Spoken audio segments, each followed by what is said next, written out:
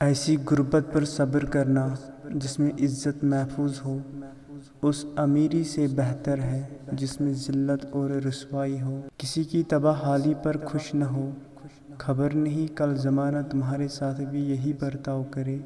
ادب حاصل کرنا سونا جمع کرنے سے بہتر ہے۔ اپنے بچوں کو ادب کرنا سکھا کر انہیں فائدہ پہنچاؤ۔ اپنی زبان کی تیزی اس ماں پر مت چلاؤ جس نے تمہیں بولنا سکھایا۔ مشکلات ہمیشہ بہترین لوگوں کے حصے میں آتی ہیں کیونکہ وہ اس کو بہترین طریقے سے انجام دینے کی صلاحیت رکھتے ہیں۔